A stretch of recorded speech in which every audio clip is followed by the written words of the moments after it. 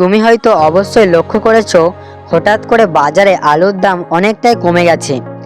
যে আলু কিছুদিন আগে 25 থেকে 30 টাকা কেজি ছিল, সেটা এখন 5 থেকে 6 টাকায় পাওয়া যাচ্ছে। শুনতে ভালো লাগছে, তাই না? কিন্তু একটু থামো, কারণ এই গল্পটা এতটা সহজ না। আজকে আমরা জানবো আলুর দাম হঠাৎ করে কমার আসল কারণ কি, এর পেছনে এমন কি রহস্য লুকিয়ে আছে যা সাধারণ মানুষ অনেক সময় বুঝতে পারছে না। চলো শুরু করা যাক।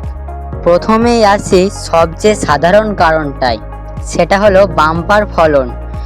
এই বছরে অনেক জায়গায় আলুর ফলন খুব ভালো হয়েছে, মানে কৃষকরা আগের থেকে অনেক বেশি আলু উৎপাদন করেছে। এখন তুমি একটু ভাবো, যখন কোনো জিনিস বেশি পরিমাণে তৈরি হয় আর চাহিদা একই থাকে, তখন স্বাভাবিকভাবে দাম কমে যায়। এইটা বাজারের একটা সোজা নিয়ম, সাপ্লাই বেশি তো প্রাইস কম। কিন্তু এটাই কি পুরো সত্যি?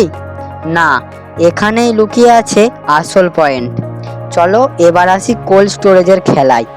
অনেক কৃষক তাদের আলু সরাসরি বাজারে বিক্রি করে না, তারা আলু তুলে কোল্ড স্টোরেজে রেখে দেয়। কেন জানেন? কারণ তারা আশা করে কিছুদিন পরে যখন বাজারে আলু কমে যাবে, তখন তারা বেশি দামে বিক্রি করতে পারবে। এটা একদম স্ট্র্যাটেজি। কিন্তু সমস্যা কোথায়? সমস্যা হলো যখন অনেক কৃষক একসাথে একই কাজ করে, মানে সব কৃষকই তো চায় তাদের ফসল একটু বেশি দামে বিক্রি করতে।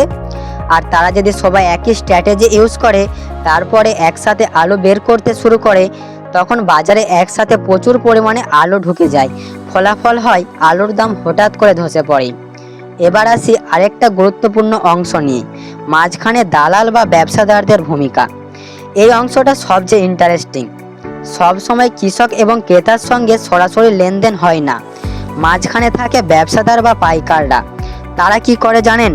যখন আলু বেশি থাকে তখন কম দামে কিনে, আর যখন বাজারে আলু কম থাকে তখন বেশি দামে বিক্রি করে।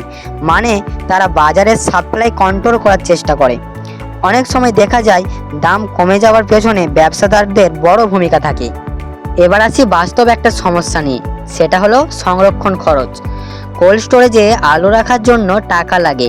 যদি দাম বেশি না বাড়ে, তাহলে কৃষকদের লাভ তো দূরের কথা, অনেক সময় ক্ষতিও হয়ে যায়।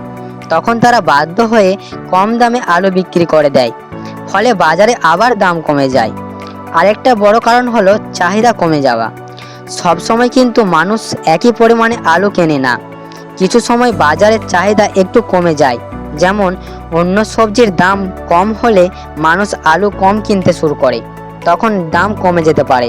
তাহলে এখন তুমি বুঝতেই পারছো, আলুর দাম কমার পিছনে শুধু একটা কারণ নয়, একসাথে অনেকগুলি সমস্যা কাজ করে।